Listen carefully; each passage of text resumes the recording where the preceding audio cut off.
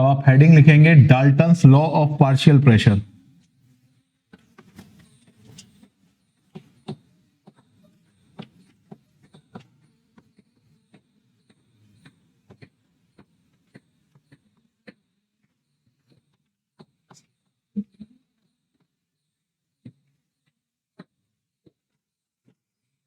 ये बात मैं आपको पहले भी एक बार बता चुका हूं, दोबारा बता देता हूं। एक कंटेनर है, उस कंटेनर के अंदर एक कंटेनर है, उस कंटेनर के अंदर मान के चलिए हीलियम गैस है और ऑक्सीजन गैस है। जब आप हीलियम की बात करेंगे तो ये मानना है इंडिविजुअली, जब आप किसी गैस की बात करते हैं तो आपको ये मानना पड़ेगा कि उस गैस ने पूरा वॉल्यूम ऑक्यूपाई कर रखा है। बताई थी ये बात आपको, जबकि हम ये जानते हैं कि ये दोनों ही गैस इस कंटेनर के अंदर भरी हुई हैं। बट फिर भी जब आप इंडिविजुअली ऑक्सीजन की बात करोगे तो ये मानोगे कि ऑक्सीजन ने पूरा वॉल्यूम ऑक्यूपाइड किया हुआ है। जब आप हीलियम की बात करोगे या अगर इसमें कोई और मान के चलिए ऑर्गन गैस है तो वो भी आप बात करोगे कि भाई अगर ये गैस, तो इस गैस की जब इक्वेशन लिखोगे तो मानोगे कि ये पूरा वॉल्यूम जो है इस आर्गन गैस के द्वारा ऑक्यूपाइड है। तो पार्शियल प्रेशर का मतलब ये है कि ये तीनों गैस मिलकर, जैसे हीलियम गैस का प्रेशर इतना है, प्रेशर मतलब ये गैस के मॉलिक्यूल जो इस कंटेनर की दीवार पर प्रेशर लगाएंगे वो, भाई बाहर से चारों तरफ से आ रही है हीट, हीट की वजह से इनको क्या मिल रही है, एनर्जी, एनर्जी मिलने की वजह से वाइब्रेट करेंगे और अंत में कहां टकराएंगे, कंटेनर की दीवारों पर। तो जो हीलियम गैस के मॉलिक्यूल है वो कितना लगाएंगे प्रेशर, मान के चलिए उसकी वैल्यू कुछ आई, वो वैल्यू को सिंबॉलिकली ऐसे लिख दिया। ऑक्सीजन के जो मॉलिक्यूल्स हैं वो प्रेशर लगाएंगे इतना, और आर्गन गैस के जो मॉलिक्यूल है वो प्रेशर इतना लगाएंगे। तो जो टोटल प्रेशर कंटेनर की दीवारों पे लगेगा, तो pressure of helium, pressure of oxygen, pressure of air, ये बेसिक बात होती है। यानी कि जो टोटल प्रेशर, मतलब मान के चलिए कई सारी गैसेस भरी हुई है, तो जो टोटल प्रेशर होता है वो pressure exerted by first gas, pressure exerted by second, pressure exerted by third and so on, जितने ज्यादा मॉलिक्यूल्स होंगे। अब इसको पार्शियल प्रेशर क्यों बोलते हैं, क्योंकि हर gas partial amount of pressure लगा रही है, पूरा नहीं। मतलब गैस भले ही, अगर आप इक्वेशन लिखोगे, जैसे आप इक्वेशन, जब आप इक्वेशन लिखोगे PV = nRT, तो जो प्रेशर होगा वो तो हीलियम गैस का होगा, पर जब आप वॉल्यूम लिखेंगे तो इस पूरे कंटेनर का टोटल वॉल्यूम लिखेंगे, पूरे कंटेनर का टोटल वॉल्यूम लिखा जाएगा यहां पर, is equal to number of moles जो होंगे वो किसके होंगे, हीलियम के, R और T। तो जब आप हीलियम के लिए इक्वेशन बनाएंगे तो ये बनेगी। ऑक्सीजन के लिए जब आप इक्वेशन बनाओगे तो pressure exerted by oxygen gas, volume N यानी कि मोल्स किसके, ऑक्सीजन के, R और T। तो आप देख रहे हो दोनों में वॉल्यूम तो मैंने पूरा ही लिया है ना। यही बात मैंने आपसे बहुत दिन पहले कही थी कि भले ही कंटेनर के अंदर कितनी सारी गैसेस क्यों ना हो, जब मैं किसी एक गैस को देखता हूं तो ये मानता हूं कि पूरा वॉल्यूम उसी ने ऑक्यूपाइड कर रखा है। पर इसके वैलिड होने की एक कंडीशन है, ये सारी गैसेस जो इस कंटेनर भरी हैं वो आपस में रिएक्ट नहीं करनी चाहिए। ऐसा नहीं हो कि वो आपस में मिक्सचर बना लें, तो वो नॉन रिएक्टिंग गैसेस के लिए ही है ये लॉ। ठीक है, तो ये लॉ किसके लिए वैलिड है, valid only for non reacting gases. तो आपको याद रखना है कि आर्गन गैस जो होती है वो नॉन रिएक्टिंग है ना। अब ये बताओ, हाइड्रोजन और ऑक्सीजन रिएक्ट करते हैं क्या, हाँ पानी बनता है, हालांकि बहुत हाई टेम्परेचर पे। ऐसे नॉर्मल ऑक्सीजन और हाइड्रोजन नहीं मिलते, केमिस्ट्री में आप लोग पढ़ोगे कि बहुत हाई टेम्परेचर पर ये मिलते हैं, पर अल्टीमेटली तो मिलते हैं, है ना। क्लोरीन गैस और हाइड्रोजन HCl मिलते हैं। तो बेसिकली आपको ये ध्यान रखना पड़ेगा क्वेश्चन देते वक्त, क्वेश्चन पढ़ते वक्त, कि जो गैसेस का मिक्सचर है कहीं वो आपस में रिएक्टेबल तो नहीं है। ठीक है, नॉन रिएक्टिंग गैसेस के लिए लॉ काम करेगा। इसी तरीके से जब आप प्रेशर आर्गन गैस का लोगे तो वॉल्यूम पूरे कंटेनर का लोगे, N सिर्फ आर्गन का लोगे, R और T ये चलेगा। तो याद रखना। अच्छा, यहां पर एक चीज और मैं आपको बता दूं,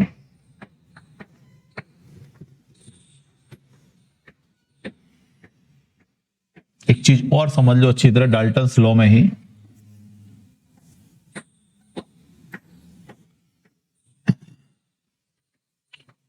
जब आप इन दोनों इक्वेशन का डिवाइड देते हो, ये मैं एक चीज और बताता हूं, ये इसका एक छोटा सा प्रूफ है। प्रूफ तो क्या है, एक स्टेटमेंट है, वो स्टेटमेंट समझना। मान के चलो दो गैसेज हैं, तीन के लिए भी बात बताऊंगा, पहले दो के लिए बात सुनो। Total pressure exerted by first gas and pressure exerted by second gas, ठीक है। मैंने आपको पढ़ाया था कुछ समय पहले कि वॉल्यूम प्रोपोर्शनल होता है एन के। क्या आपको ये पता है कि प्रेशर भी एन के प्रोपोर्शनल हो सकता है विद इन अ केस? देखते हैं, ये तो पता है, अवोगाद्रो लॉ था, देखते हैं इसका क्या सिग्निफिकेंस है। तो ये एक स्टेटमेंट है कि डाल्टन लॉ ये कहता है कि किसी कंटेनर के अंदर का टोटल प्रेशर इंडिविजुअल गैसेस के द्वारा लगाए गए प्रेशर का सम होता है। समझ में आया क्या बोल रहा हूं? किसी कंटेनर की दीवारों पर लग रहा टोटल प्रेशर उसके अंदर की गैसेस के द्वारा लगाए गए प्रेशर्स का सम होता है। ये पार्शियल प्रेशर का लॉ है। भाई तीन गैसेस हैं तो टोटल प्रेशर कितना होगा सर? तीनों जितना प्रेशर लगाएंगे उनका सम। कहने को तो बहुत नॉर्मल सी बात है, पर बस नॉर्मल बात में ध्यान रखना है कि भैया वॉल्यूम तीनों पूरा ऑक्यूपाइड कर रही हैं, दोनों नॉन रिएक्टिव होनी चाहिए। कुछ बातों का ध्यान रखकर वो नॉर्मल बात है। एक कंटेनर के अंदर चार गैसेज है, चारों ने प्रेशर लगाया, टोटल प्रेशर कितना? तो सर चारों के द्वारा लगाए गए प्रेशर का सम, पर वॉल्यूम चारों बराबर ऑक्यूपाइड कर रही है। बराबर से मतलब जब आप पहली गैस को लोगे तो वो टोटल वॉल्यूम ऑक्यूपाइड कर रही है, ऐसा मानना है। जब आप दूसरा गैस का प्रेशर निकालोगे तो वो पूरा वॉल्यूम ऑक्यूपाइड कर रही है, ऐसा मानना है। सच में नहीं कर रही, मान रहे हैं। अजम्पशन आइडियल गैस की थ्योरी में लिखवाए थे ना एक दिन अजम्पशन, आपको ऐसे ही अजम्पशंस हैं, ठीक। और ये बात याद रखनी है कि जब वो आपस में नॉन रिएक्ट मतलब आपस में रिएक्ट ना कर जाए, रिएक्ट कर जाएंगी तो फिर वो अलग अलग कैसे हुई? कार्बन और हाइड्रोजन मिल गया तो मीथेन बना गया ना, वो तो गैस का बनी, मतलब अलग हो जाएगा फिर मामला। तो नॉन रिएक्टिंग गैस लेना है। ये देखो, पहली गैस के द्वारा कितना प्रेशर लगाया गया होगा, तो अपन बोल रहे हैं P1 V = nRT, सही है। दूसरी गैस के द्वारा लगाया गया pressure P2 V = n2RT। NCERT में भी इसका प्रूफ हल्का सा ऐसे ही दे रखा है। अब आप एक कंटेनर लो जिसमें दोनों मॉलिक्यूल्स हो N1 N2, भाई दोनों मिलाकर कितना हो जाएगा मॉलिक्यूल? N1 N2, और दोनों मिलाकर टोटल प्रेशर का फॉर्मूला बताओ। तो प्रेशर, अब बताओ ये दोनों गैस मिलकर कितना वॉल्यूम ऑक्यूपाइड कर रही हैं? सर वॉल्यूम तो हमेशा कंटेनर का लिया जाता है। आपको बात समझ में आई? मैं आपको आज क्या कह रहा था, वॉल्यूम गैस का नहीं है, कही थी ये बात, कंटेनर का है। तो इसके लिए भी आपको गैस का वॉल्यूम नहीं लेना, कंटेनर का लेना है। इसके लिए भी कंटेनर का लेना है, इसके लिए भी कंटेनर का लेना है, ठीक है। तभी तो अपन ये असम्पशन पढ़ते हैं और लिखते हैं कि जो आइडियल गैस होती है उनका वॉल्यूम कंटेनर के वॉल्यूम के बराबर होता है। तो हमको गैस बाहर निकल गई, गैस अंदर आ गई, उससे मोल चेंज हो रहे हैं, उससे मास चेंज हो रहे हैं, पर उससे वॉल्यूम चेंज नहीं हो रहा।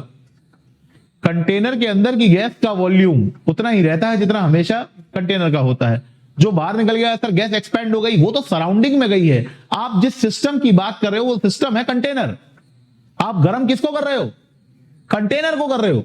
कंटेनर में से गैस गर्म होकर चली गई बाहर, रूम में चली गई, तो आप रूम थोड़ा गर्म कर रहे हो भाई। तो आप तो अभी भी कंटेनर ही गर्म करोगे ना। तो कंटेनर के अंदर की गैस का वॉल्यूम अब भी उतना ही है जितना पहले था, कंटेनर के वॉल्यूम के बराबर। तो सर जो बाहर निकल गया वो क्या है? वो मोल्स है, वो गैस का मास है, वॉल्यूम नहीं है। हम क्या गर्म कर रहे हैं? हमारे लिए सिस्टम क्या है? कंटेनर सिस्टम है हमारे लिए। क्लियर है ना बातें? तो इसलिए अपन अब क्या ले रहे हैं? पूरा वॉल्यूम ले रहे हैं V। अब बताओ मोल्स कितने हैं इसके अंदर? अब जरा आप इन दोनों इक्वेशंस को ऐड करो और इससे कंपेयर करो।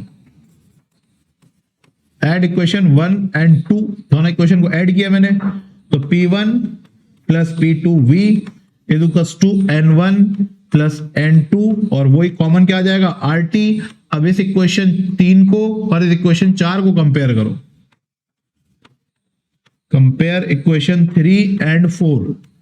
बताओ बच्चों, V से V कट जाएगा, RT से RT कट जाएगा, N1 से N1, क्या बचा?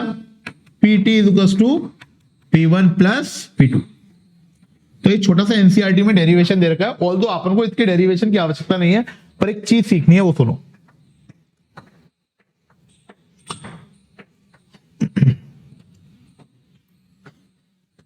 अगर मैं इक्वेशन 1 को डिवाइड करूं इक्वेशन 3 से, तो क्या आएगा? Dividing equation 3 by equation 1। ये कुछ अलग न्यूमेरिकल है, उनको सॉल्व करवाने के लिए थ्योरी तो आपकी इतनी दे रखी है। देखो डाल्टन लॉ में सिर्फ 2 लाइन दे रखी हैं, पर कुछ न्यूमेरिकल है जो कि कंपटीशन में पीछे आए हुए हैं। उसके लिए आपको मोल फ्रैक्शन पता होना चाहिए। क्या पता होना चाहिए? तो उसमें पीछे न्यूमेरिकल है मोल फ्रैक्शन के परसेंटेज के, कह रहे मोल फ्रैक्शन परसेंटेज के, तो वो देख लो कैसे होने वाले हैं। ये क्या लिखा हुआ है, पढ़ो। Dividing equation 3 P T dot V, इधर क्या लिखा हुआ है? T1 dot we. एक काम करो, इसको इक्वेशन 1 को डिवाइड करो 3 से। Dividing equation 1 by equation 3, equation 1 by equation 3, तो इक्वेशन 1 का मतलब ये है और 3 का मतलब है। अब इधर बताओ क्या है ऊपर?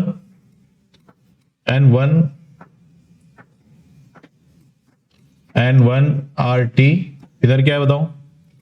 N1 plus N2 RT, V से V कट जाएगा, RT से RT कट जाएगा, N1 upon N1 plus N2। एक तो ये फॉर्मूला काम का है, कई सारे फॉर्म्स हैं इनके। क्या? हाँ, एक तो ये फॉर्म काम का है, काफी काम का ये वाला फॉर्म। पहली बात, इसको आप क्या बोलोगे? N1 upon N1 plus N2 को। ये N1 क्या है? Number of moles, N1 upon N1 plus N2। N1 क्या है? Number of moles of first gas, और नीचे क्या है? N1 प्लस N2 क्या है? Total number of moles. तो इसी को मोल फ्रैक्शन कहते हैं क्या? किसी एक गैस के मोल की संख्या upon total number of moles. जैसे मैंने आज आते क्वेश्चन पूछा था, किसी कंटेनर में 20% ऑक्सीजन है तो उसका मोल फ्रैक्शन क्या होगा? तो 20/100, 0.2। याद आया? नहीं आया? ये चीज क्या हो गई है? मोल फ्रैक्शन है। ये क्या चीज है? ये मोल फ्रैक्शन है। इसी को अपन मोल फ्रैक्शन कहते हैं। मोल फ्रैक्शन को आप FM लिखते हो। क्या सिंबल है? FM। F का मतलब फ्रैक्शन, M का मतलब मोल। बाकी केमिस्ट्री में इसको साई से रिप्रेजेंट करते हैं। अब आप देख लेना आपको ऐसे करना है। मैं फिजिक्स में तो FM का इस्तेमाल करता हूं, ठीक है। तो आप इस फॉर्म को और कैसे यूज कर सकते हो देखना। P1 upon PT is equal to FM। इस PT को आप उस साइड लेके जाओ, मतलब ये भी एक फॉर्म बन गया। P1 is equal to PT mole fraction, एक फॉर्म ये बन गया। अगर P1 के लिए ये है तो P2 के लिए क्या होगा? Similar condition, total pressure upon FM। P3 की वैल्यू निकाल सकते हो, P4 की निकाल सकते हो, और टोटल प्रेशर निकाल। अब यही तो क्वेश्चन होगा, दोनों चीज तो पूछ नहीं सकता कि पार्शियल भी पूछ ले और टोटल भी पूछ ले। टोटल प्रेशर दिया होगा तो कहीं ना कहीं उसने पार्शियल प्रेशर पूछा होगा, तो P1 P2 निकाल सकते हैं। और अगर उसने P1 P2 दे रखा है और टोटल प्रेशर पूछा तो डायरेक्टली जोड़ देंगे। क्या समझ में? तो दोनों तीनों फॉर्म के लिए तैयार रहते हैं। ये इसका फॉर्मेशन है, और इसमें कुछ चीज बताने लायक है। तो मोल फ्रैक्शन हो गया। हाँ, एक चीज और सुन लो। अब आप बताओ, ये प्रेशर कहीं ना कहीं डायरेक्टली प्रोपोर्शनल बचा कि नहीं एन के? बताओ भाई, प्रेशर किसके डायरेक्टली प्रोपोर्शनल बचा? एन के। वही मैं कह भी रहा था, है ना। जितने ज्यादा अंदर मोल्स होंगे उतने ज्यादा क्या लगाएंगे दीवारों पे? प्रेशर। पर वॉल्यूम कैसा लेना पड़ा उसके लिए? कांस्टेंट। ठीक है। स्टेटमेंट लिखो, फिर उसके बाद लिख लेना है। स्टेटमेंट लिखो, पहले हेडिंग लिख ली Dalton's law of partial pressure,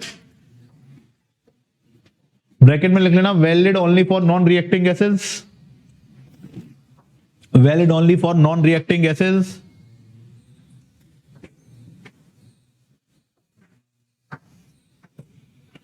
आगे लिखो the total pressure exerted by the total pressure exerted by mixture of gases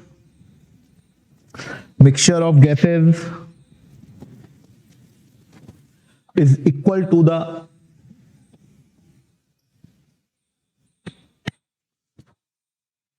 the sum of partial pressure exerted by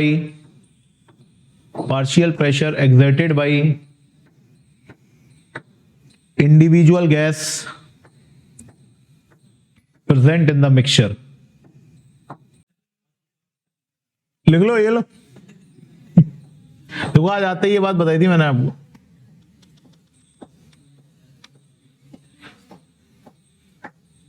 लिखो पहले इतना लिखो, फिर देखते हैं क्या है।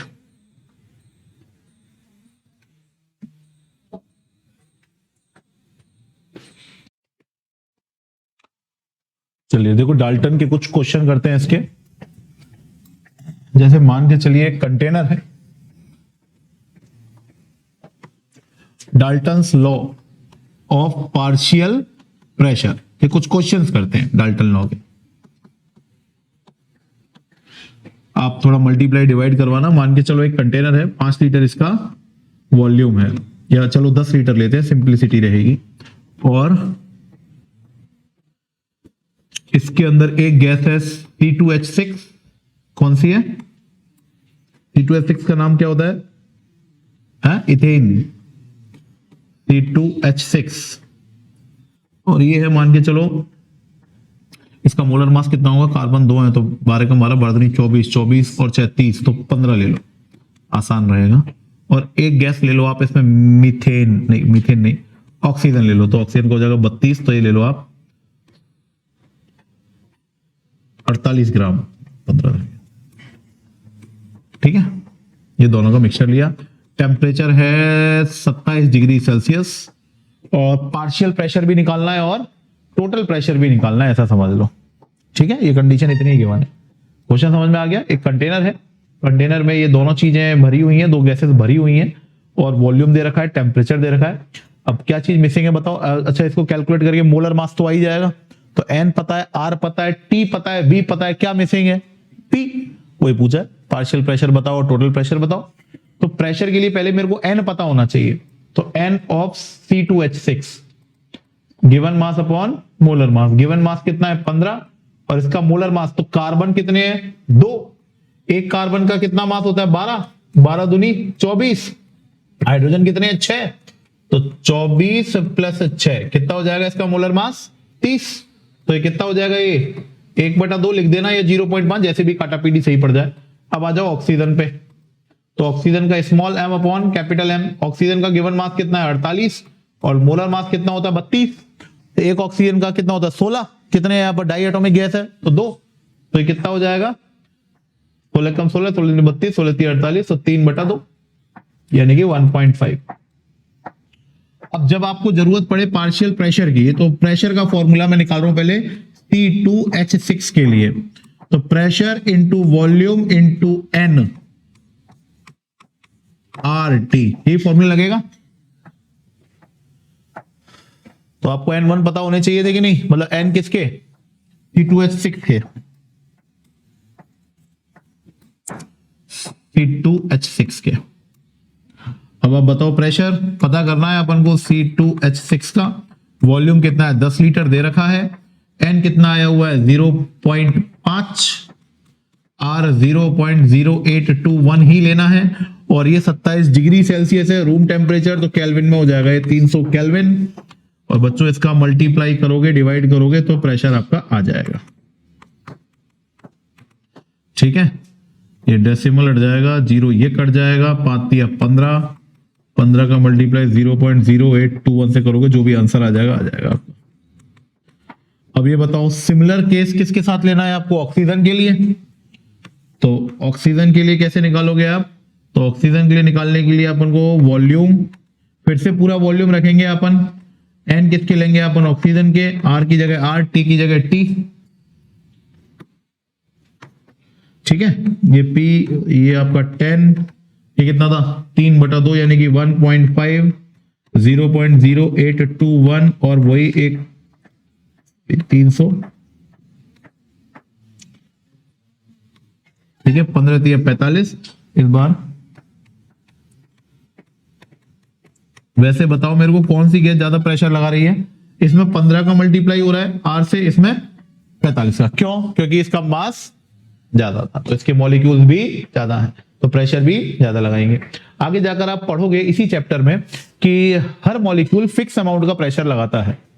हर मॉलिक्यूल के द्वारा जो प्रेशर लगता है वो 1/3 m/v और उसकी स्पीड के स्क्वायर के मल्टीप्लाई के बराबर होता है। मतलब हर मॉलिक्यूल इतना प्रेशर लगाता है। इसी चैप्टर में आगे आएगा, गैस लॉ के जस्ट बाद यही पढ़ेंगे, कितना प्रेशर लगाता है कोई मॉलिक्यूल, निकाल लोगे। और इन दोनों को निकालने के बाद दोनों का सम करोगे तो क्या आ जाएगा, टोटल प्रेशर आ जाएगा। फटाफट कर लो इसको जल्दी। 2-4 क्वेश्चन इसके बाद फिर एक क्वेश्चन अटक रहा है तुम्हारा डेंसिटी को लेकर, क्वेश्चन नंबर 15। तो मेरे को एब्सोल्यूट डेंसिटी भी बतानी है तुम्हें, तो ये डीपीपी कंप्लीट हो जाएगी जल्दी।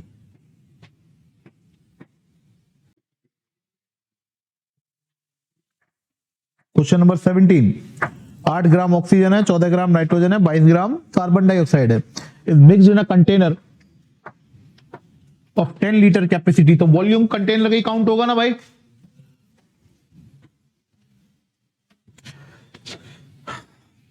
आठ लीटर ऑक्सीजन है, 8 ग्राम सॉरी, तो O2 कितना है, 8 ग्राम। एन निकालो फटाफट इसके, एन कितना हो जाएगा, गिवन मास अपॉन मोलर मास, 8/32, 1/4 या 0.25, सही है। और कितना, 14 ग्राम नाइट्रोजन, तो N2 14 ग्राम, तो ये हो गए O2 के, ये हो गए N2 के। Small m upon capital M, 14/27, 27 नहीं 28, 1/2 यानी कि 0.5। और कौन है, कार्बन डाइऑक्साइड CO2 कितना है, 22 ग्राम।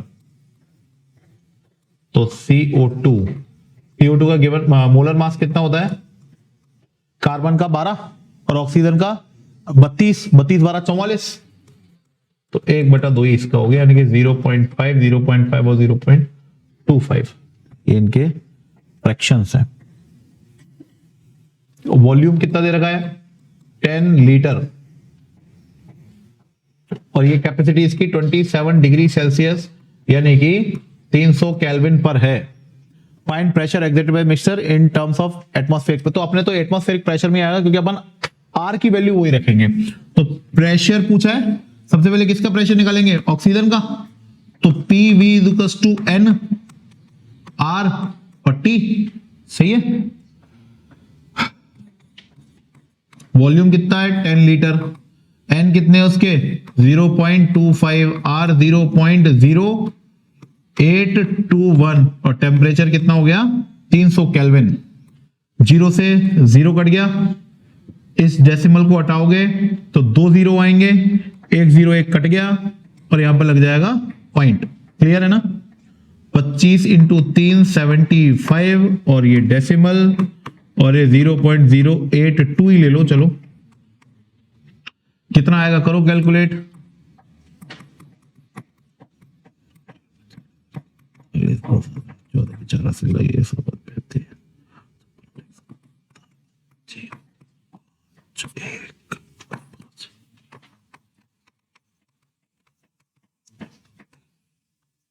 5.150 है।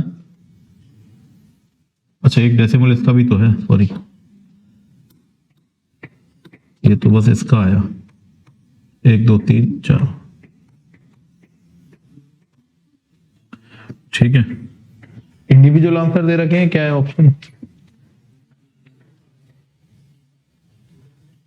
Pressure mixture in total pressure पूछा है। तो एक काम करें, टोटल प्रेशर पूछा है ना तो इंडिविजुअल निकाल के ऐड क्यों करें, मुझे लगा इंडिविजुअल, सॉरी अगर टोटल प्रेशर पूछा है तो N1 + N2 + N3 RT, समझ में, मुझे लगा इसकी इनके ऑप्शन दे रखे होंगे। तो प्रेशर टोटल पूछा है, वॉल्यूम कितना रखोगे आप 10, और ये सब कितना आ जाएगा 1/4, मतलब ये हो जाएगा आपका कितना 0.5 तो हो गया 1, तो 1 + 1/4 यानी कि 5/4,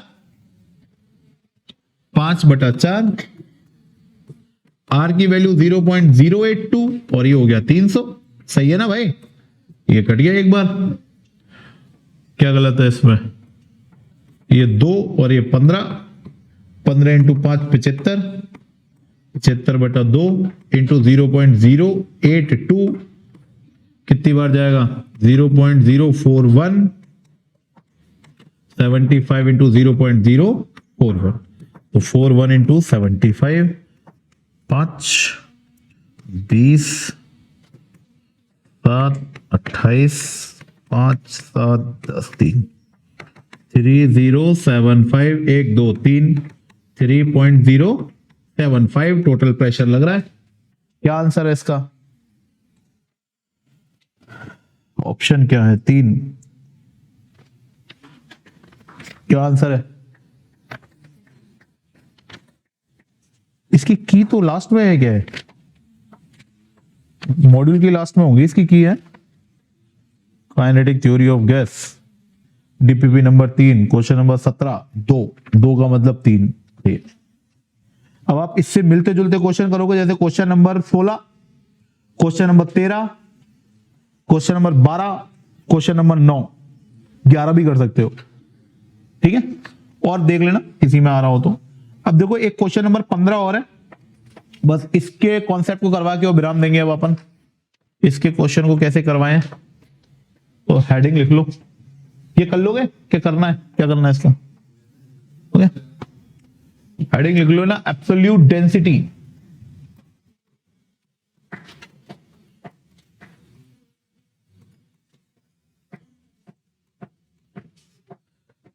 एक होता है नॉर्मल डेंसिटी, एक होता है एब्सोल्यूट डेंसिटी। आगे चल के पढ़ोगे रिलेटिव डेंसिटी। क्या पढ़ोगे?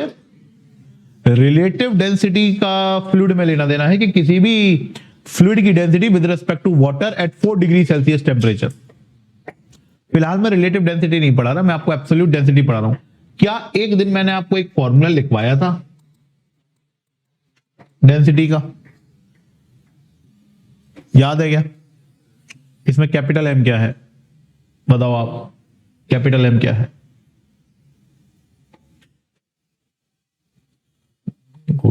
हाँ भाई, वो बताओ आप, कौन सा मास?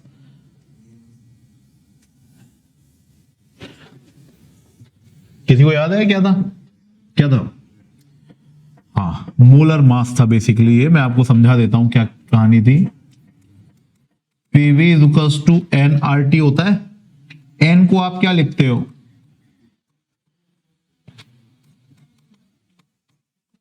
क्या लिखते हो आप एन को? Given mass, molar mass. इस कैपिटल एम को आप ऊपर लाइए, इस मतलब इस आर टी को नीचे लाओ, इस एम को ऊपर लेके जाओ, इस आर टी को नीचे ले जाओ, ये स्मॉल एम यही रहने दीजिए और इस वी को नीचे ले जाइए। Given mass upon given volume. Gas का मास, गैस का वॉल्यूम, गैस का वॉल्यूम मतलब कंटेनर का वॉल्यूम, तो ये हो गई डेंसिटी। तो therefore density rho is equal to small M upon V is equal to P M R T. यहां पर ये मोलर मास है, ये ग्राम में होगा, ये केल्विन में है, टी एटीएम में होना चाहिए। आर जो है 0.0821 एटीएम लीटर पर मोल केल्विन में होना चाहिए, और ये ग्राम पर लीटर में आएगी। देखो आप यहां पर एटीएम रख रहे हो, यहां पर क्या आ रहा है? ATM litre mole kelvin. ATM से एटीएम कट जाएगा, आया ना? केल्विन से केल्विन कट जाएगा, क्या बचेगा आपका? ग्राम पर लीटर। सही है, ग्राम ये वाला और लीटर ये वाला। केल्विन से केल्विन कट गया और ये मोलर मास के मोल से मोल कट जाएगा, एटीएम से एटीएम कट जाएगा। ये आंसर बचेगा आपका डेंसिटी का। उससे कुछ सवाल है, जैसे क्वेश्चन नंबर 15 है, ये हो जाएगा। किसी भी गैस का निकाल सकते हो आप, डेटा रख देना। अब mixture of 4 gram hydrogen and 8 gram helium at NTP has density about. तो डेंसिटी निकालनी है आपको। NTP normal temperature and pressure, तो नॉर्मल प्रेशर 1 एटीएम होता है, टेम्परेचर 273 केल्विन होता है। मिक्सचर दे रखा है, दोनों गैस का मास दे रखा है, तो निकाल सकते हैं यहां पर। आर की वैल्यू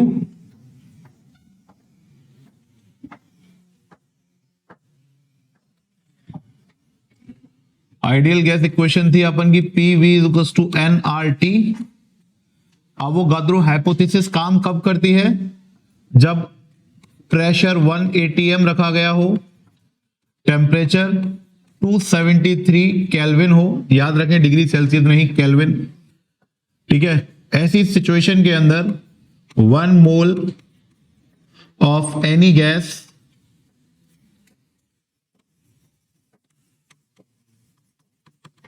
occupies 22.4 लीटर गैस या 22.4 लीटर वॉल्यूम, ठीक है। तो वॉल्यूम कितना ऑक्यूपाई हो रही है, यही अवोगाद्रो हाइपोथेसिस थी। वॉल्यूम कितना ऑक्यूपाइड हो रहा है? 22.4 लीटर।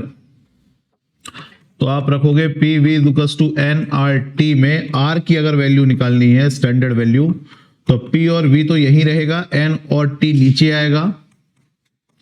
प्रेशर रखेंगे 1 atm, वॉल्यूम रखोगे 22.4 लीटर और एन रखोगे आप 1 मोल और टेम्परेचर रखेंगे 273 केल्विन। इस सबको कैलकुलेट किया अंकित ने, कितना आया भाई अंकित? 0821। बस एटीएम यूनिट बताओ इसकी क्या है? ATM litre upon mole kelvin. 99% जगह पर कोशिश करना यही यूज हो। कुछ और फॉर्म हो सकता है दे रखी हो, परंतु उस फॉर्म को इस फॉर्म में लेके आना है, याद रखेंगे। बाकी प्रेशर और वॉल्यूम की यूनिट लिखवा चुका हूं आपको, है ना। अभी न्यूमेरिकल में और यूज आएगी तो समझ में आ जाएगा। अब प्रॉब्लम एक और सुन लो क्या है बच्चों। प्रेशर इंटू वॉल्यूम को आप वर्क डन कहते हो। ये कल बताया था क्या मैंने आपको? Pressure into volume. Sir work done कैसे है? तो जरा साइड में बता देता हूं मैं आपको। वर्क का फॉर्मूला क्या होता है बताओ? देखो, फोर्स इंटू डिस्प्लेसमेंट। प्रेशर क्या होता है? Force per unit area. Area को यहां ले जाओ तो फोर्स की यूनिट क्या हो गई? Pressure into area. तो फोर्स की जगह क्या रख सकते हो आप? बोलो बोलो। प्रेशर इंटू एरिया, और ये साथ में क्या है? डिस्प्लेसमेंट। बच्चों area into displacement, displacement is such kind of length. Displacement कोई चीज कितनी आगे गई, लेंथ। एरिया और लेंथ का मल्टीप्लाई वॉल्यूम होता है ना। तो pressure into volume is equal to work done. तो प्रेशर की यूनिट और वॉल्यूम की यूनिट को मल्टीप्लाई करेंगे अगर, तो वर्क की यूनिट लिख नहीं सकते? क्या बताना? जूल, हाँ या ना? प्रेशर इंटू वॉल्यूम वर्क है, तो प्रेशर इंटू यूनिट की वॉल्यूम को मल्टीप्लाई करेंगे तो क्या आएगा? जूल। तो इस वैल्यू को अगर जूल में लिखा मिल जाए कहीं, तो वो लगभग 8.314 जूल पर मोल केल्विन मिलता है। तो घबराना मत कि ये क्या है, ठीक है। जिसको गवार लोग क्या लिखते हैं? 8.4। मतलब गवार नहीं, मतलब आसान तरीके से किसी को लिखना हो तो वो क्या लिख देता है? 8.4 जूल पर मोल केल्विन। पर ये अप्रोक्सीमेट वैल्यू है, जब जरूरत पड़ेगी तो देख लेंगे, गवार बन जाएंगे, देख लेंगे आसान मल्टीप्लाई हो रहा है क्या है। अच्छा एक और कहानी है, क्या आप जूल और कैलोरी को जानते हो? है जूल कैलोरी का रिलेशन पता है क्या? 1 कैलोरी में 4.2 जूल होते हैं, सही है। तो इसको अगर डिवाइड कर दूं तो 1 upon 4.2 calorie is equal to 1 joule हो जाएगा क्या? देखना, क्रॉस मल्टीप्लाई किया है बस मैंने, ठीक है। अब एक बात बताओ, ये जूल है, इसको कैलोरी लिखना है तो क्या करूं बताओ? हम क्यों बताएं? अरे डिवाइड करो ना 4.2 का, 1 जूल की बजाय ये लिखना है। ये क्या हुआ है? हाँ, 1 जूल की बजाय इतना कैलोरी, या 1 जूल में इतना कैलोरी, तो इतने जूल में कितने कैलोरी? तो आप लिखोगे 8.4 डिवाइडेड बाई 1 अपॉन 4.2 कैलोरी पर मोल केल्विन। समझ में आया? लगभग, वैसे तो 1.98 आता है, क्योंकि ये भी तो आपने अप्रोक्सीमेट किया है, तो ये भी अप्रोक्सीमेट किया, तो वैसे आता है 1.98, जिसको आप लगभग क्या लिख दोगे? 2 कैलोरी पर मोल केल्विन। ये आर की कैलकुलेशंस हैं, पर 90% या 95% जगह पर ये यूज करेंगे। 1% जहां गिवन ही ये दे रखा हो या कुछ इसी से निकल रहा हो, या आंसर इस फॉर्म में दे रखा हो, वहां देख लेंगे क्या करना है, ठीक है। पटा के उतार लो इस पूरे को। कल कहां तक लिखा था मुझे पता नहीं, अब तुम देख लेना। कल यहां तक लिख लिया था। ये लिखवाया था क्या यार? कल तुम बोल ही नहीं रहे हो। ये नहीं लिखवाया था, मेरे को याद है मैंने लिखा था ये वाली। नहीं तो आप तो मना करोगे ये लाइन नहीं लिखवाई थी। अभी कह रहा है यहां तक लिखवाई थी, ये नहीं लिखवाया था, ये नहीं लिखवाई थी लाइन यार। अब क्या ही कह रहे हो, तुम्हारा करो तो इसको टिप अप जल्दी। ठीक है, अब तो लिखवा दिया, लिखो। मुझे याद है यार, अब तुम मानो नहीं तो मैं क्या करूं? है क्या कह रहा है? एकेडमिक वाले मतलब इतना वो समझाएगा मेरे को, मैं भूल जाता हूँ। इतनी तरह स्थिति नहीं है मेरी, सब याद रहता है मुझे। 5 साल पहले किस दिन किससे क्या कहा था, लड़ाई में काम आता है। तभी से याद रखना शुरू किया। आपको पता नहीं ना कब कौन सी बात कहां से निकल आए। आपको याद है आपने 6 साल पहले उस बंदे के सामने ये कहा था, मुझे कल का नहीं याद। रखना पड़ता है, शादी के बाद चीजें याद रखनी पड़ती हैं, रखनी भी चाहिए, ऐसी लड़ाइयों में काम आता है। और मैंने तुम्हें बताया था ना भाई साहब, कर रही लड़ाई हो गई हो बहुत ज्यादा, और बात नहीं करेंगे यूं होते, और मेहमान आ जाए घर में उसी वक्त, 2-4 लोग, गेट तुमने खोला है और लोग बैठ गए सोफे पे, और अब पूछना चाय वाय की व्यवस्था नहीं है क्या? अब सोचो क्या स्थिति होती होगी। नहीं, मना करना पड़ता है कि चाय तो छोड़ दी हमने पीना, क्या करें? हैं? क्या करा? ऐसा मत बेटा, शादी तो तुम्हारी भी होगी, ज्यादा खिलखिलाने की जरूरत नहीं है।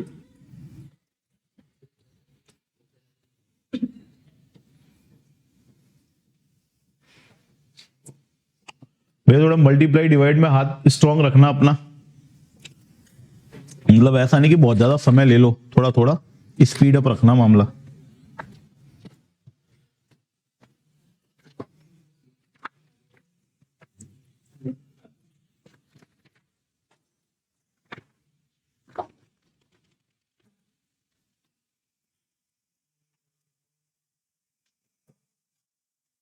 अच्छा एक चीज और बता देता हूं, हो गया ये पूरा।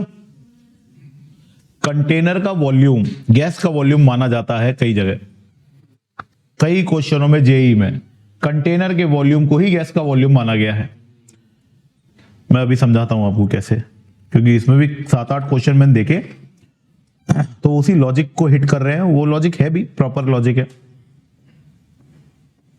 पहले मैं तुम्हें 4-5 क्वेश्चन मल्टीप्लाई डिवाइड के सही करवा दूं ताकि तुम्हारा हाथ पैर चले, मेरी तरफ ही देखते रहोगे। तुम्हें डीपीपी के भी क्वेश्चन हो जाएंगे।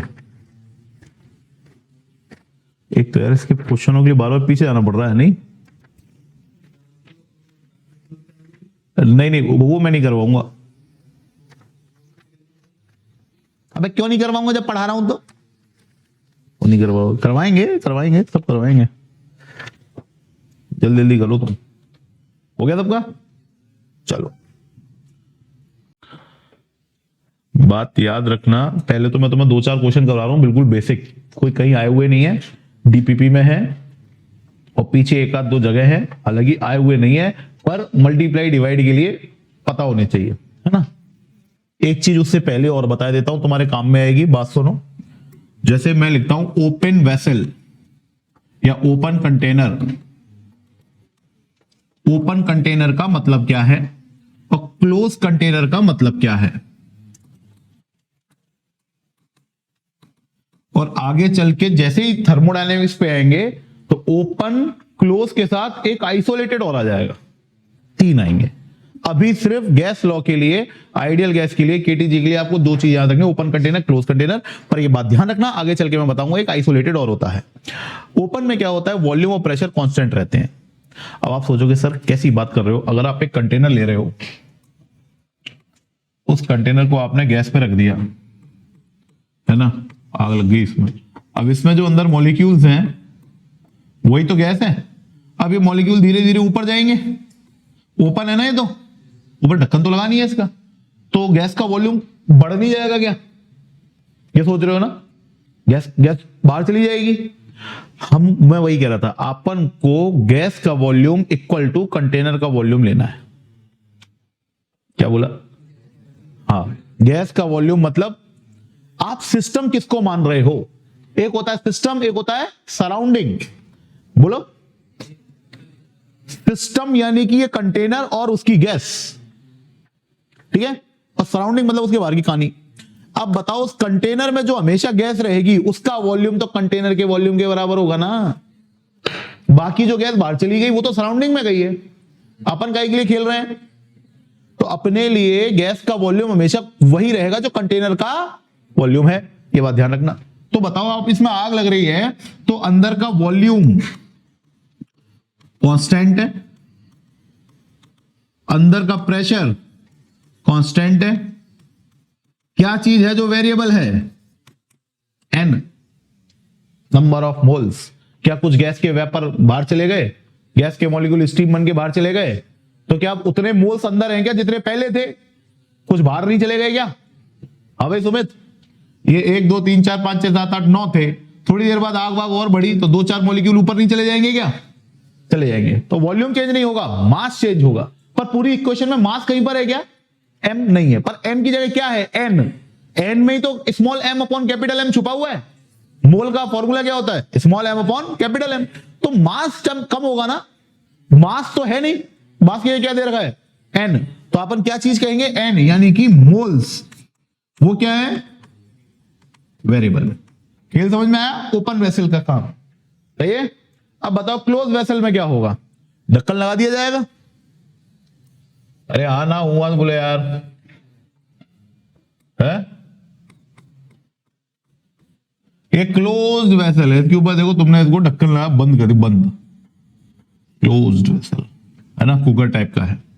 कुकर टाइप का है ना ये। अब बताओ, वॉल्यूम तो अभी भी कांस्टेंट है ना, ढक्कन लग गया, अब तो वैसे ही नहीं कहीं जा सकते। और क्या कांस्टेंट है? एन। जब बाहर नहीं जा सकते तो मास कैसे चेंज होगा? पर क्या चीज अंदर बढ़ती चली जाएगी? प्रेशर। तो वॉल्यूम कैसा? कांस्टेंट। एन कैसे? एन यानी कि मोल्स, कांस्टेंट।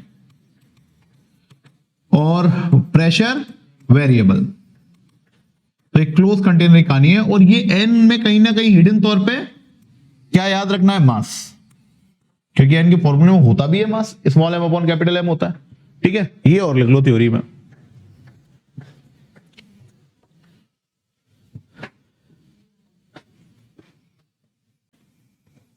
सवाल लिखो एक।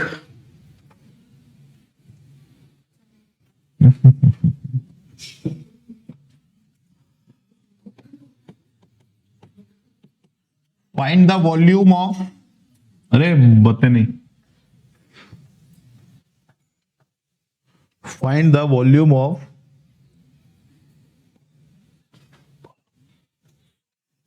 32 ग्राम methane.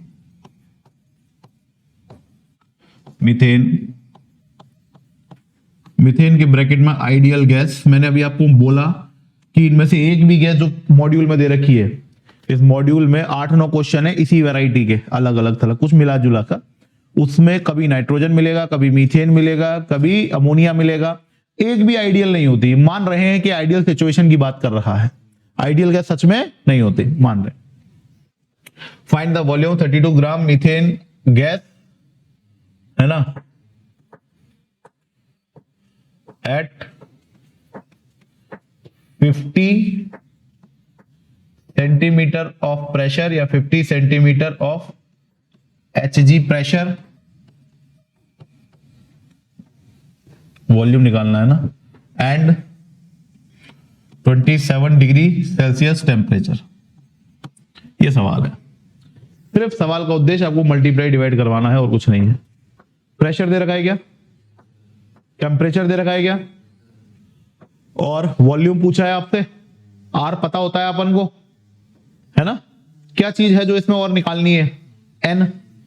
N N N N N का फॉर्मूला इधर देखो, number of moles given mass upon molar mass. अरे आ गया ना। गिवन मास कितना है? 32। मीथेन का फॉर्मूला बताओ। CH4, कार्बन 12, हाइड्रोजन 1, पर मॉलिक्यूल कितने उसके 4, तो कितना हो गया ये 16, तो उसी हिसाब से 2 आ जाएगा, तो थोड़ा आसान पड़ेगा आपको। तो कितना हो गया 2। और बताओ इसमें प्रेशर कितना है 50 सेंटीमीटर ऑफ Hg। इसको काय में बदलना है ATM में, काय में बदलना है ATM में। पूछो क्यों बदलना है साहब? क्योंकि जो आप R की वैल्यू रखोगे वो ATM लीटर वाली रखोगे, ताकि वॉल्यूम काय में आए लीटर में आए। गैसेस का वॉल्यूम काय में रखा जाता है लीटर में। ये सब याद है कि नहीं? पढ़ाया था एक दिन प्रेशर और वॉल्यूम सारा कुछ। अब ये बताओ इसको ATM में कैसे बदलूं? प्रेशर है ये, तो आपको याद होना चाहिए। एक ATM is equal two centimetre है ना, 76 सेंटीमीटर ऑफ Hg, ऐसा कुछ लिखवाया हुआ होगा मैंने। mm में लिखवाया हुआ 760 mm ऑफ Hg। पन्ने पलटो निकालो चेक करो, तो मैं भूल गया। लिखवाया हुआ है क्या? नोट्स में है? एक नहीं बोल रहा भाई साहब।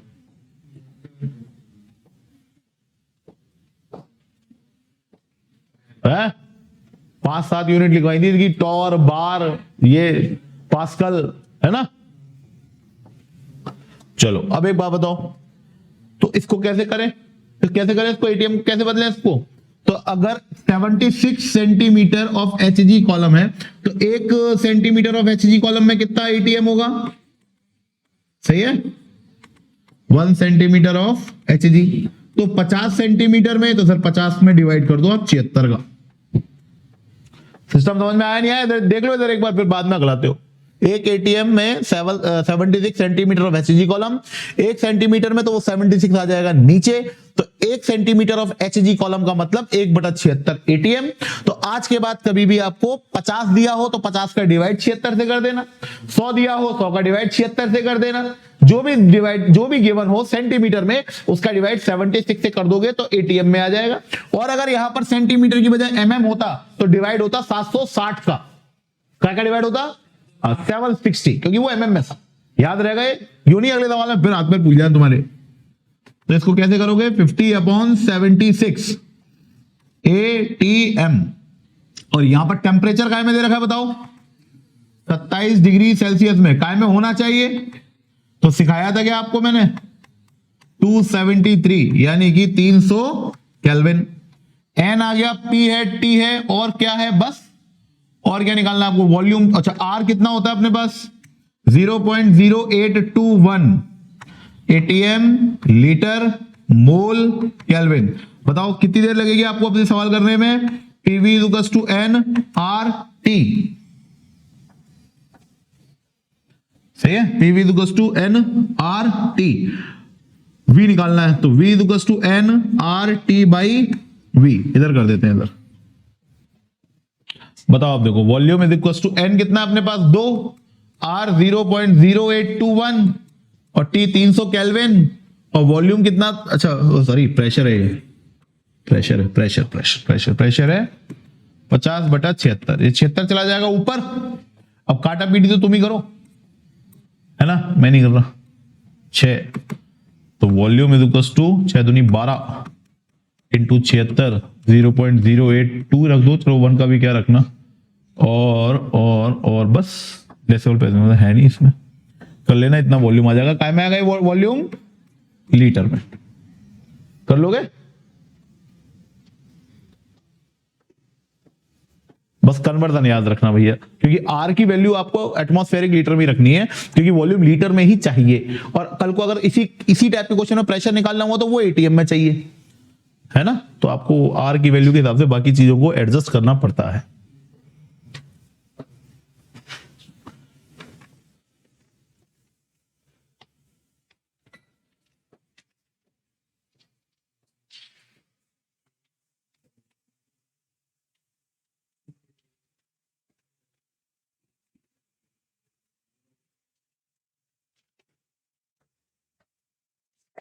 आ गया आंसर कितना?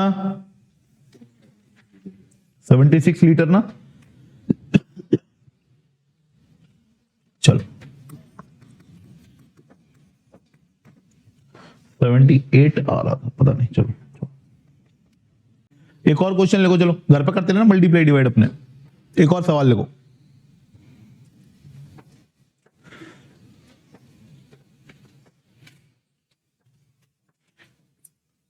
ए अननोन गैस, भाई शिव छोड़ दियो, घर पे कर ले यार, क्वेश्चन लिख दूसरा। A unknown gas of mass 12 gram having molar mass 120 gram is kept in a closed vessel at 1 atm pressure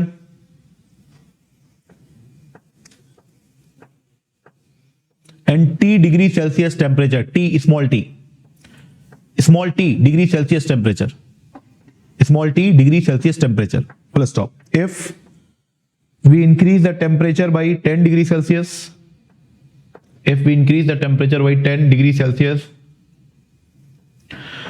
and pressure raised by 10%,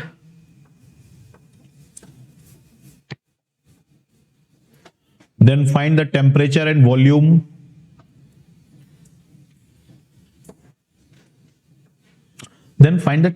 T, small t, find the temperature small t and volume of the gas. क्या वो repeat करना है क्या? Find the temperature small T and volume of the gas. Volume constant रहेगा क्योंकि close और open में volume change नहीं होता। हाँ भाई, सबसे पहले देखो एक अननोन गैस है। अननोन गैस कितने ग्राम है? 12 ग्राम है। उसका मोलर मास कितना है बताओ? 120 ग्राम है। मोलर मास 120 है, ग्राम क्या मतलब है ना।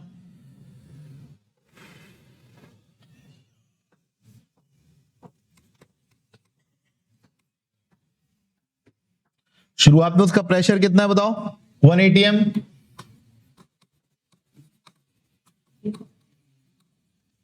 और टेम्परेचर कितना दे रखा है? T डिग्री सेल्सियस टेम्परेचर है।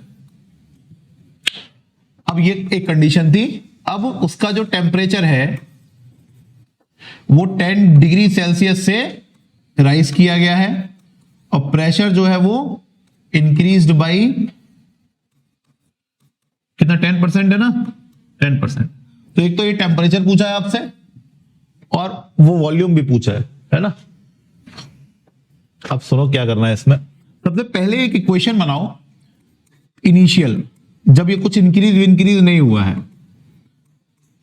तो P V is equal to N R T है ना। P V is equal to N R T. P कितना है बताओ? 1 atm है। 1 वॉल्यूम, सर वॉल्यूम तो निकालना है अभी अपन को, है ना। एन कितना है बताओ? देखो गिवन मास, मोलर मास 12/120.1 आया ना। अच्छा, आर तो कांस्टेंट ही है, आर तो आर ही रहेगा दोनों जगह। आर की वैल्यू अभी रखी नहीं। टी कितना है बताओ? Small T. शुरुआत में टेम्परेचर कितना है? पर वो डिग्री सेल्सियस में है, तो मुझको क्या चाहिए? तो T प्लस 273 केल्विन में आ गया अभी। अब सही है? नहीं आया समझ में? आ गया। ये पहली इक्वेशन है अपन के पास की। अब फाइनली अब बताओ क्या कह रहा है वो? Volume increased by 10%। एक का 10% कितना होता है? 0.1। 0.1 से इंक्रीज किया है तो 1.1 हो जाएगा final volume, sorry final pressure 1.1। नहीं आया समझ में? 10% से इंक्रीज किया गया है तो पहले कितना था? 1 atm था, तो 1 का 10% यानी कि 1.1। वॉल्यूम, सर वॉल्यूम चेंज होगा क्या बताओ? ओपन हो चाहे क्लोज्ड हो, वॉल्यूम कैसा रहता है? कांस्टेंट।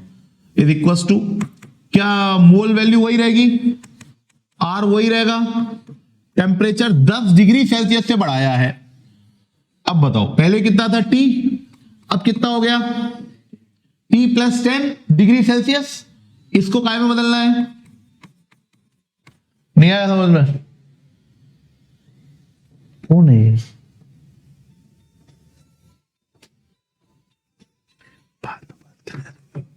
हाँ, तो 1.1 तो हो गया प्रेशर, वॉल्यूम हो गया V, ये हो गया N, ये हो गया R।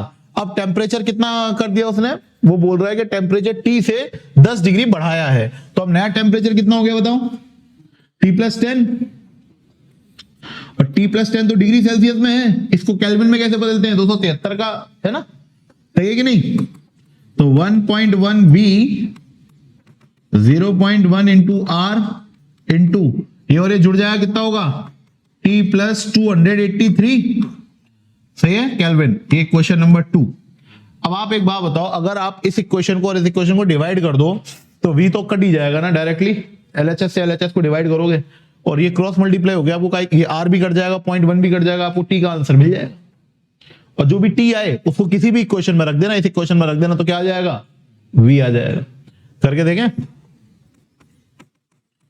Dividing equation 2 by equation 1, तो भैया 1.1 V upon 1 V is equal to 0.1 into R into T+283 upon 0.1 into R into T+273।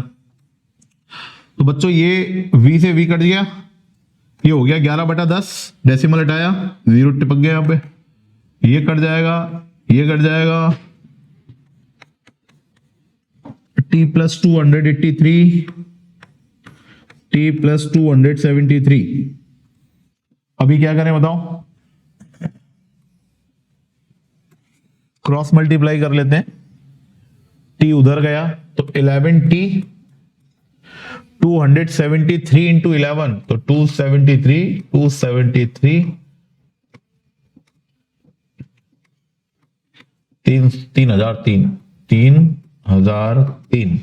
10 का मल्टीप्लाई तो ये हो गया 10T और 2830।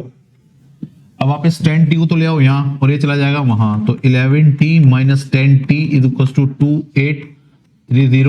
2830 तो हो गया T 830 170 173। 8 स्मॉल टी की वैल्यू थी जो इस क्वेश्चन में दी हुई नहीं थी, जो आपसे पूछी थी। और इसकी अगर वैल्यू को आप इक्वेशन 1 में रख दो तो we get the value of volume.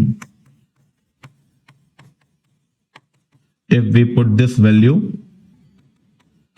In equation 1 तो v is equal to 0.1 into R into T+273 निकाल लोगे क्या? एक भी नहीं बोलता तुम में से कि आंसर रहने दो, मल्टीप्लाई मत करो, हम निकाल लेंगे, एक भी नहीं है। क्यों करें, आप करो।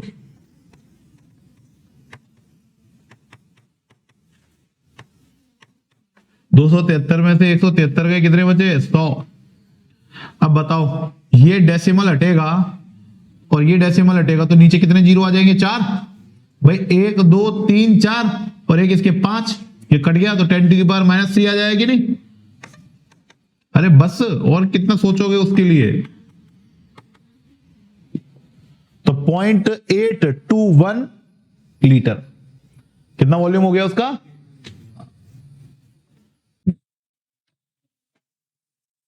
डन, सबका हो गया। सवाल लिखो अगला। एन ओपन हटाए हो गया ना। हाँ ओ हो हाँ, वेरी गुड है। क्यों? अरे ये वाला ये तनवीर क्या हो गया?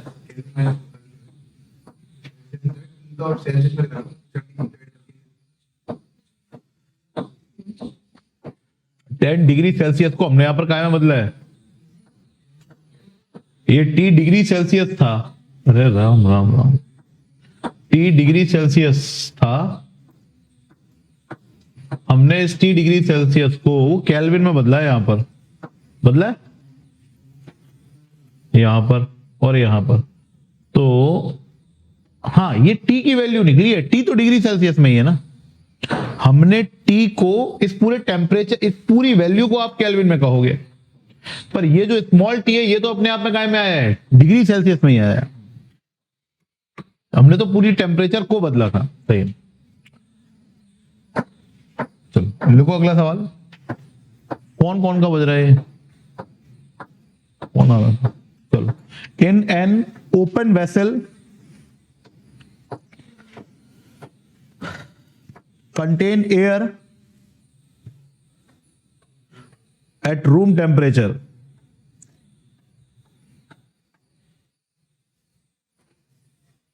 comma, if we heated this air या this container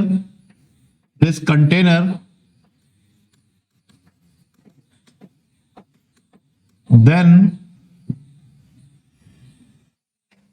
3/4 air will escape out.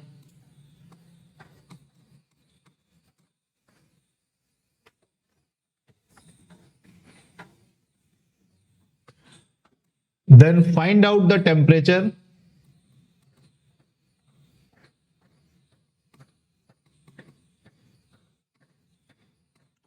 at which the container is heated.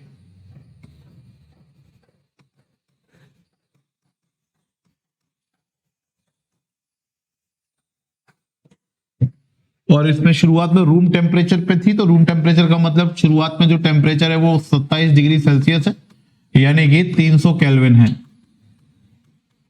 शुरुआत में रूम टेम्परेचर का क्या मतलब होता है, यही होता है, ठीक है। और उस कंटेनर को हीट किया गया, और इतना हीट किया गया कि उसके 3/4 मॉलिक्यूल जो है बाहर चले गए। इधर देखना, जैसे मान के चलो एक कंटेनर है, इस कंटेनर को आपने हीट किया, इसके अंदर जो मॉलिक्यूल्स थे या जो मोल्स थे, जो भी कह लें आप, वो शुरुआत में थे n, शुरुआत में इनिशियली कितने मॉलिक्यूल थे, n। आपने इस कंटेनर को किया हीट,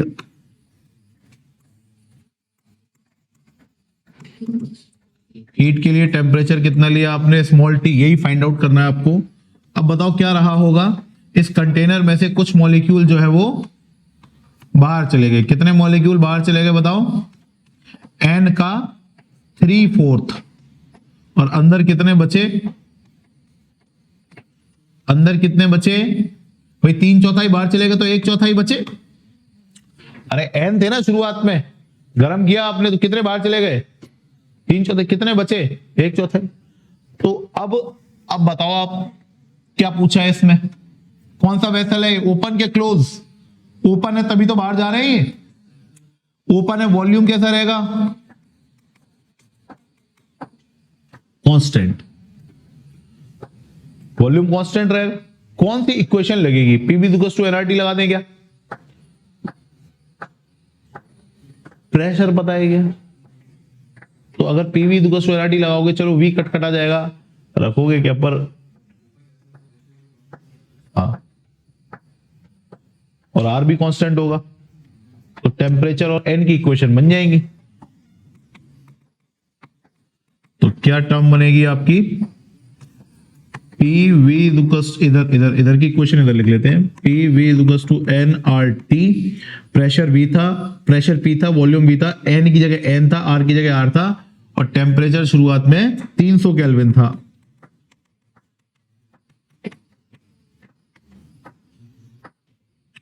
और आफ्टर हीटिंग प्रेशर वॉल्यूम वही रहा, एन कितना बचा, हाँ भाई एन कितना है अब अंदर, तो n/4 लिख सकते हैं इसको अपन, r की जगह r, और t अपन को निकालना है ना, तो दोनों को आप डिवाइड कर दें,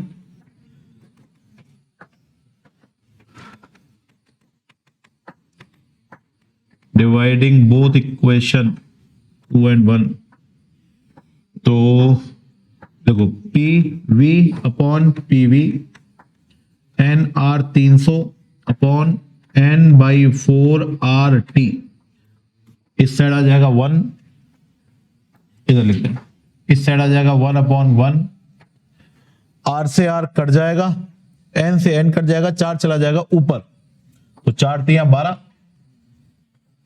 अपॉन कैपिटल टी। सही है, ये वाला कैपिटल टी, आर से आर कट गया, एन से एन कट गया, 4 तिया 12 इधर, तो टेम्परेचर हो गया 1200। काय में आएगा? केल्विन में। कितना हीट करना पड़ा? अच्छा ये भी पूछ सकता है कितना टेम्परेचर राइज किया है, तो 300 से 1200 पे पहुंचे, कितना? 900। कितना राइज किया है?